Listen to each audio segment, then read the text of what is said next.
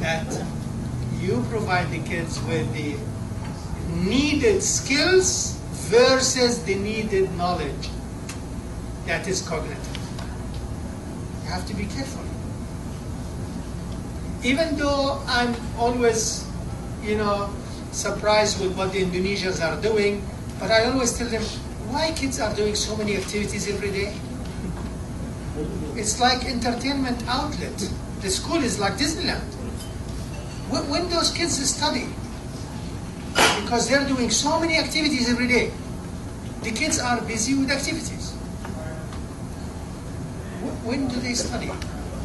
But we know also that knowledge in general is a little bit weak. It's a little bit weak. That's why somebody mentioned here that Filipino graduates may not be accepted in universities abroad. Same with Indonesians. Sometimes they're not easily accepted abroad because of the combination of the school records. So it's good to talk about this again, but I definitely would like to see if any research been done on the social skills, if there is kind of taxonomy of the skills, if there are kind of assessment in relation to schools and versus school versus social skills.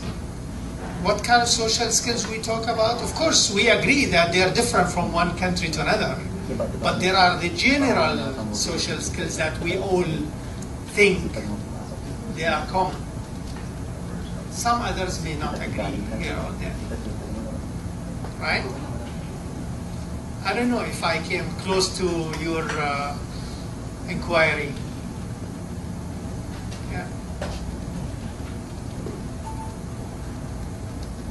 Dr. Anwar's presentation earlier had many references to secondary education. May we get a reaction from DSC Director Andrada?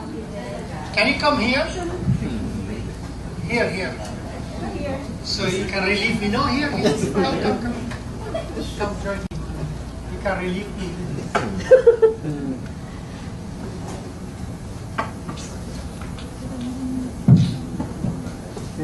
Thank you. Good afternoon. I'm so happy to be here because this forum comes at a time when we're in the process of fine-tuning the ideas that are being germinated so far in regard to how best we can design and develop the program for the senior high school level of the K-12 basic education program. I'm currently the chair of the curriculum committee that is in charge of designing and developing the core program in what we're now tentatively calling the career pathways. In the many fora, in the many discussions that we've been having on the senior high, which, if I may inform you, is now in the process of being modeled on the ground. We're adopting the research and development approach here. These ideas, I must say, are tentative and more appropriately, I could call them or I could refer to them as a work in progress, which is a safe term, I guess, for saying that everything is being tried out and everything is still being tested. So far, there are schools that have courageously joined the modeling process, and this week we're going to do a midterm assessment of the progress that these schools are making. More and more, we're trying to come up with a system that will allow our schools so much flexibility and so much freedom in regard to designing and developing their own programs. And what the central office might be doing in the end would just be to define and formulate the policy guidelines or the policy guidance, and then allow schools a lot of autonomy in regard to designing and developing, as I said, their own programs. I think what is shaping up is a process that will really allow schools to be creative and innovative in regard to curriculum development. In the past, the central office would practically define the curriculum for everyone to follow, but what we're seeing in the senior high school and what is emerging here is that they will be defining the standards and formulating the implementing guidelines, but we will allow the schools to exercise their freedom and at the same time encourage them to stretch their capacity to create and innovate. A lot of ideas are being volunteered, and we're giving this so much thought. We're thinking deeply about all these ideas. For example, the idea of apprenticeship was at first brought up, but then later what came up were issues related to doing apprenticeship because they're saying that there are legal implications, which we recognize. And so somehow the concept has been watered down, and now it would seem that we're adopting the idea of internship or practicum or work exposure or work experience or immersion. So these are the things that are being floated around.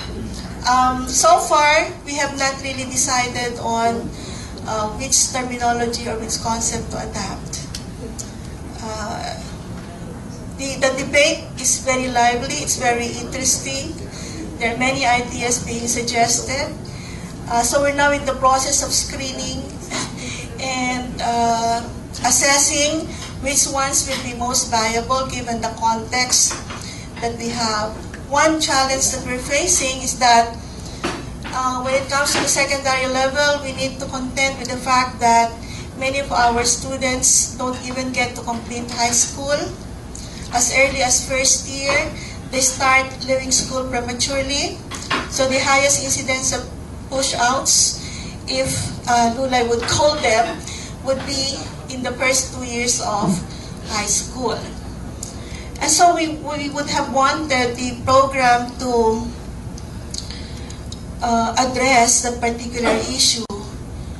We want our children to possess not only transferable skills, but at the same time, equip them with some livelihood skills that would focus really on entrepreneurship, because we believe that there are not many jobs for which we can prepare our kids.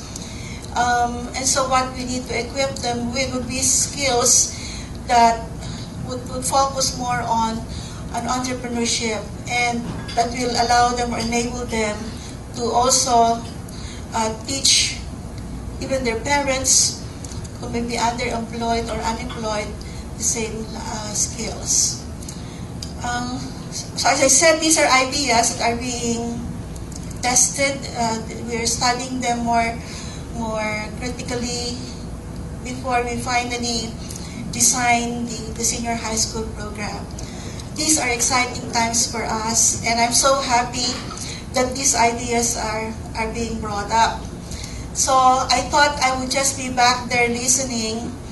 I didn't know that I would be asked to talk about this.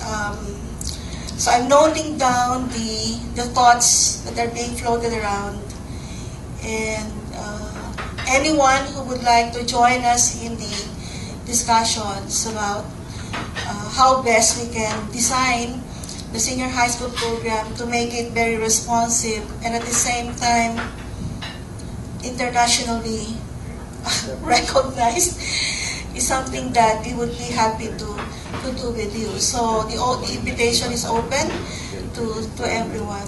Thank you. Wait, don't go. They will ask you questions. Now you can torture her with questions, right? You have to ask questions. Sure. Yeah? Questions?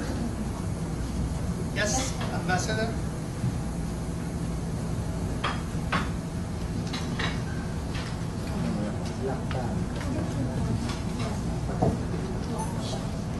Dr. Andrade.